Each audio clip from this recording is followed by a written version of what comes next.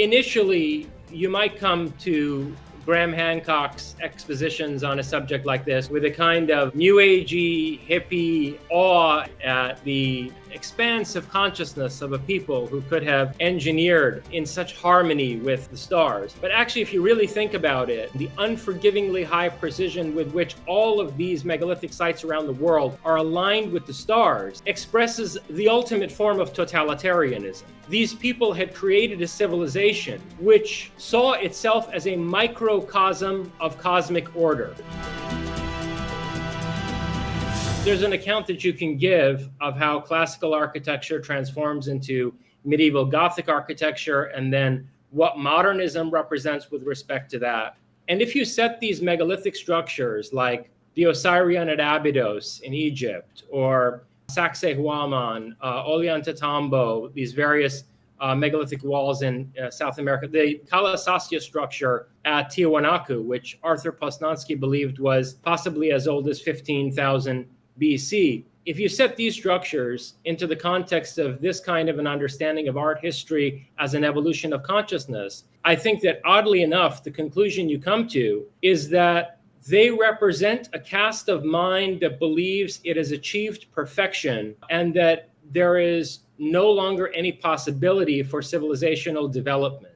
If you look at like brutalism and abstract modern art, there is a sense in which there's a statement being made about every iteration, every permutation of consciousness having already been passed through, right? So, what you see in terms of the exploration of symbolism, iconography, and various frames of meaning in, let's say, symbolist painting, then going into deconstructing that in terms of the contents of the subconscious and surrealism, all of those can be seen as preceding stages on the way to the kind of perfection that you see in like Mark Rothko and brutalist architecture.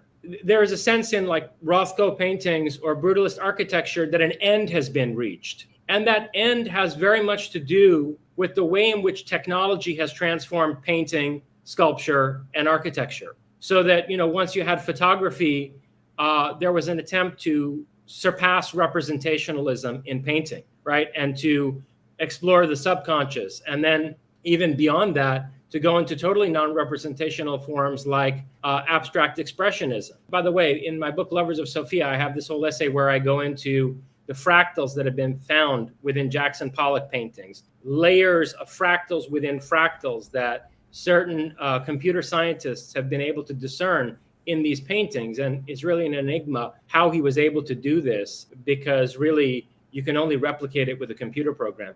In any case, there's something about brutalist architecture, about paintings of the type that Rothko produced, that have a kind of closure of development to them, which is why only postmodernism remains on the other side of that, which is why on the other side of Rothko or brutalism, you only see deconstruction, or at least part of the plague of nihilism that we're suffering that Nietzsche prophesied is that we've only seen deconstruction on the other side of that type of modernism. Then I look at the Trilithons at Baalbek and the similar megaliths with absolutely perfect edges in the Osirion at Abydos, and these jigsaw puzzle designs of the walls in the Andes.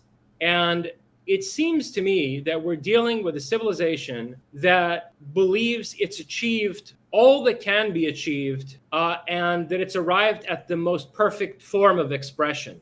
And there's something else about these structures that's deeply related to that, which is a fortification of consciousness. There aren't any cracks in these structures for a weed to slip through. You can't slip a razor blade between these joints that have no mortar in them. And so there's a kind of calcification and fortification of consciousness there, where you have a civilization that not only believes it's achieved perfection, but it's also attempting to wall itself off from chaos and to basically fortify itself in the face anything unpredictable, anything that would put the lie to its having achieved this putative perfection. There is also the alleged use of a giant cosmic calendar. If we're talking about the positioning of the pyramids, if we're talking about the Sphinx facing the constellation of Leo at a certain time, these are things that lead some people to believe that the people who built these things really cared about marking down time in terms of cosmic time, in terms of galactic time.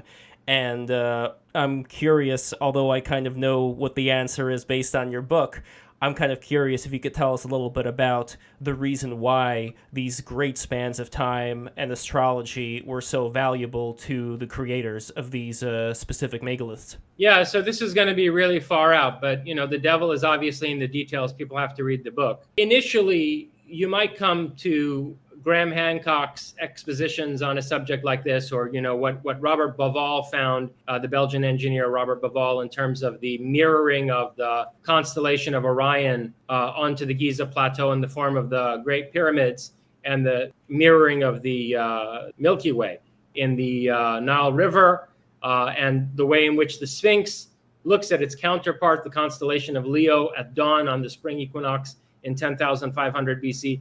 You might come to all of these pieces of evidence initially with a kind of new agey, hippie awe and wonder at the expansive consciousness of a people who could have engineered in such harmony with the stars. But actually, if you really think about it, the unforgivingly high precision with which all of these megalithic sites around the world are aligned with the stars expresses the ultimate form of totalitarianism. These people had created a civilization which saw itself as a microcosm of cosmic order. And it's entirely connected to, as you suggested, the zodiacal calendar.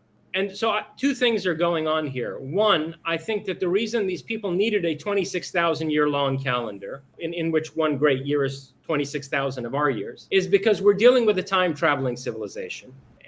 As anyone who's even rudimentarily familiar with time travel understands, if you send a ship at close to the speed of light and then have it return to the Earth, many hundreds of years would have passed by on the Earth in the interim, right? I mean, the Planet of the Apes scenario. So if you're dealing with that kind of technology, you're regularly making trips at near the speed of light and then coming back to the Earth, you're going to have to figure out a way to structure a civilization where there's stability for not just hundreds, but thousands upon thousands of years. It's not just that the planet has to be there when you get back, your society has to be there when you get back. So that's an extremely stable form of society you're going to have to engineer, not just physically engineer, socially engineer.